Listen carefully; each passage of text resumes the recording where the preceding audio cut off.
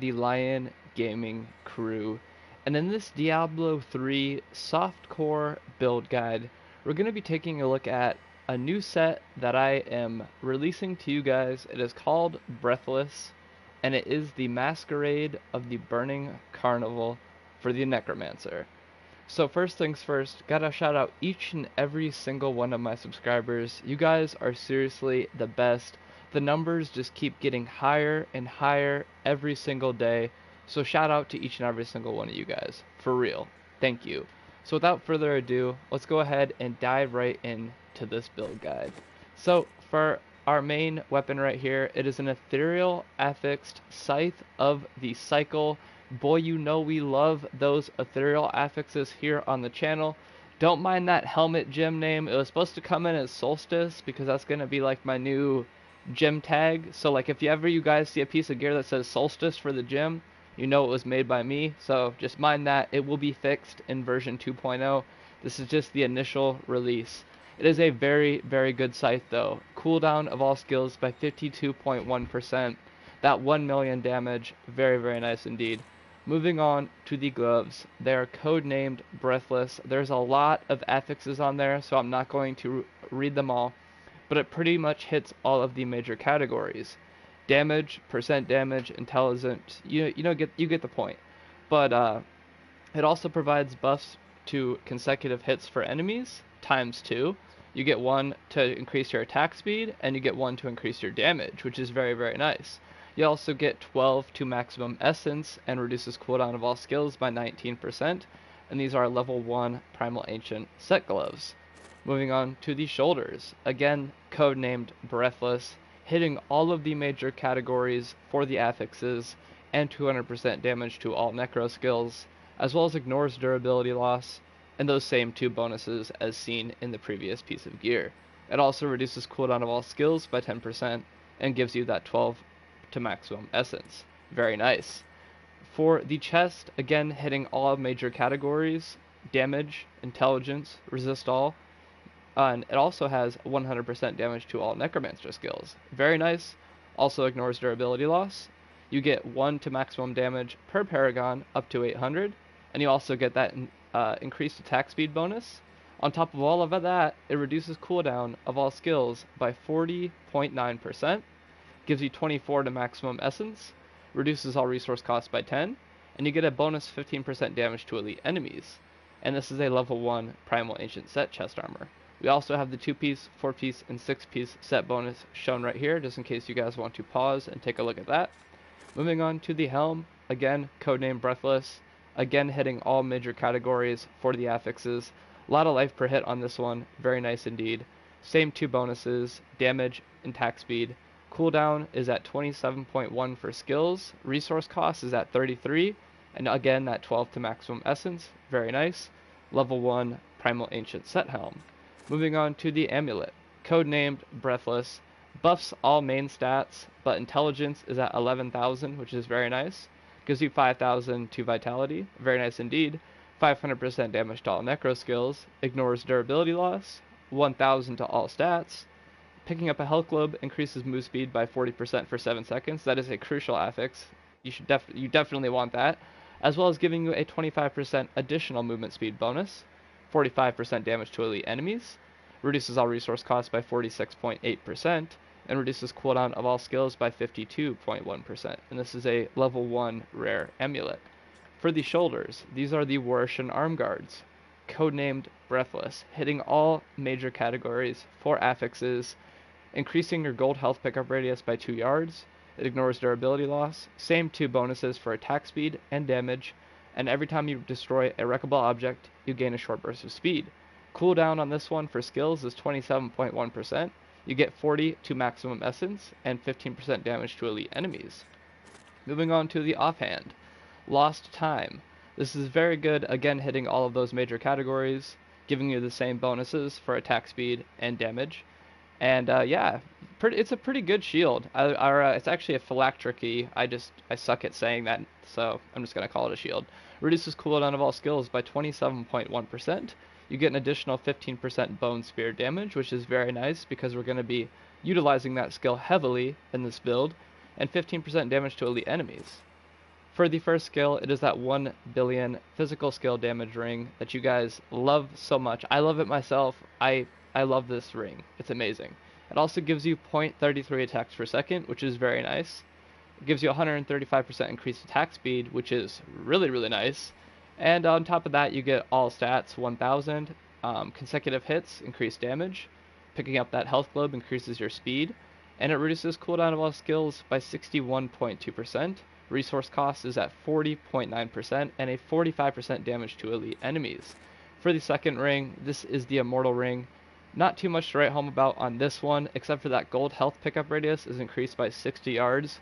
You'll see why that comes into play a little bit later on in the video. And since we're going to be using the simulacrums, the increase the damage of your pets by 60%, that counts for the simulacrums, so that's very nice. And sorry if I'm saying that wrong, I suck at pronouncing things. Reduces cooldown of all skills by 40.9%. Ooh wee baby. Reduces all resource costs by 27.1%, and a 45% damage to elite enemies, all in a level 1 rare ring. You love to see it. Moving on to the boots, codename Breathless. These have pretty much everything you could ask for on some boots. Pretty much the same as everything seen before. Reduces cooldown of all skills by 34.4%, 12 to maximum essence, and reduces all resource costs by 10.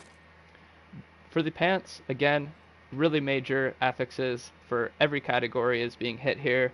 Ignores durability loss, same two bonuses. Cooldown of all skills, 34.4%, 12 to maximum essence. And finally, we move on to the belt here, being the last piece of gear.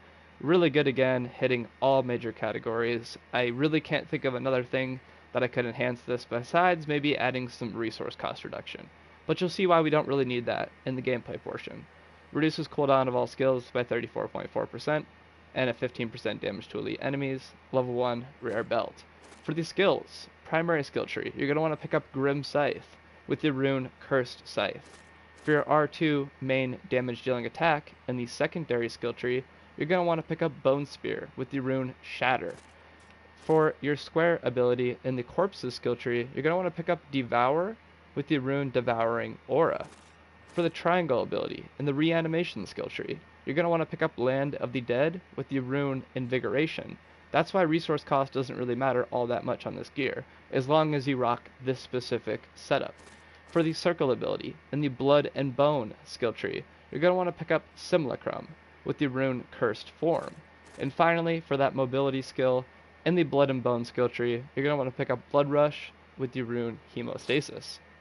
Passive number 1, Fueled by Death. Passive number 2, Spreading Malediction. Passive number 3, Eternal Torment. And passive number 4, Serration. Cube powers being Matorius's Petrified Spike, Stuart's Greaves, and Haunted Visions. Touching on Paragon points. You probably don't need movement speed because you're getting it from the gear. Maximum essence, you don't even need to touch it all, so I would say dump it all into Vitality. Even though you have the Immortal Ring, having a big health pool is always crucial in these games. Touching on the offensive skill tree. Definitely focus on critical hit chance first, because there isn't all that much on the gear. I'm not saying there isn't any, there's just not that much. Critical hit damage is good. Cooldown reduction, you could probably put a little bit into. Attack speed is pretty good. Touching on the defensive skill tree. Life, you definitely want to put some into. Resist all, you get it on your gear. Armor, you don't have any armor score, so put some into armor. And life regen last. Focusing on utility skill tree, we're not really using any area damage. Resource cost reduction, we said you don't need it because of Land of the Dead, so focus on life per hit and gold pickup radius. Not like you need it though, you're at 70 yards already.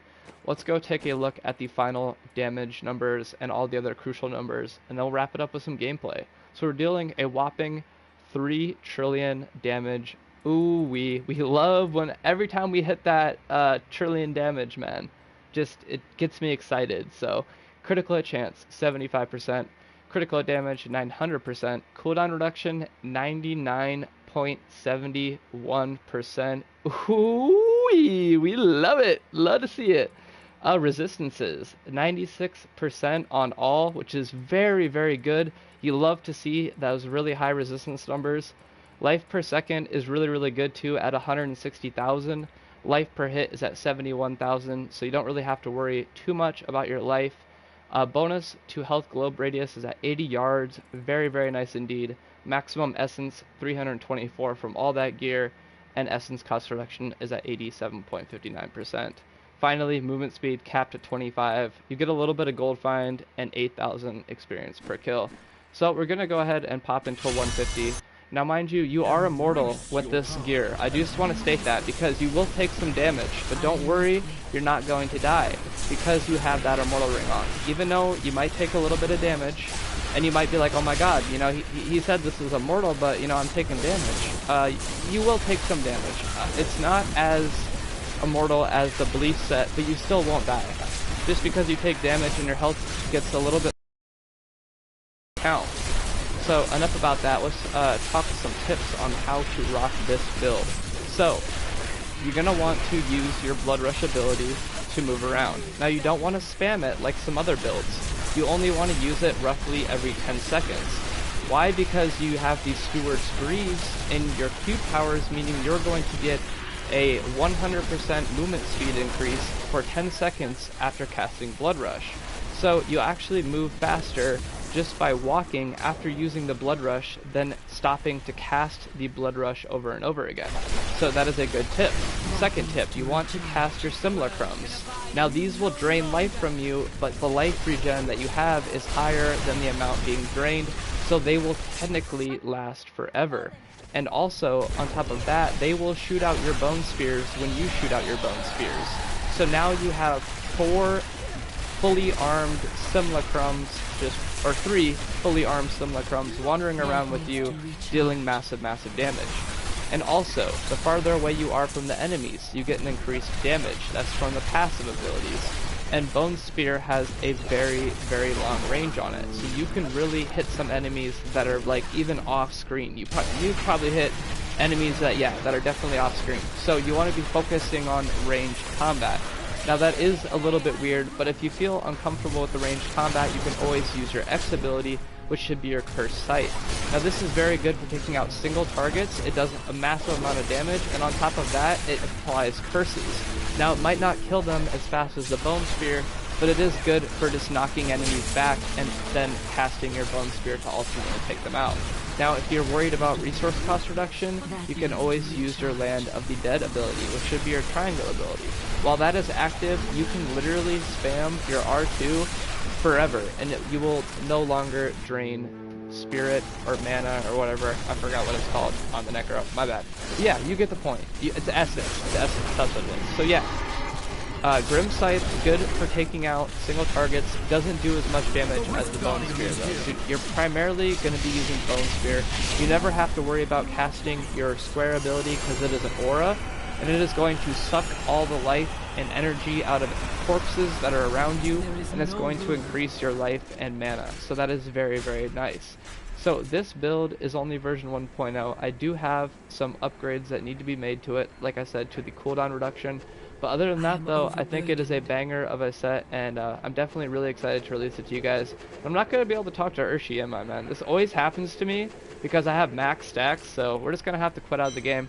Thank you all for watching, man. You guys are seriously the best community someone could ever ask for. And it's because of you guys that we're hitting these huge numbers in views, subscriptions, likes, and comments. So if you guys enjoyed this video, definitely let me know by dropping a like or leaving a message for me in the comments. And this gear will be available today, so hit me up in Discord and I will send it out to you guys. And yeah, if you want any of the gear shown in this video, all you need to do is join that Discord. It'll be linked in the description of this video. So I hope to catch you all there, and I hope to catch you all in a future video coming out soon. Stay safe, stay happy, stay gaming. Peace.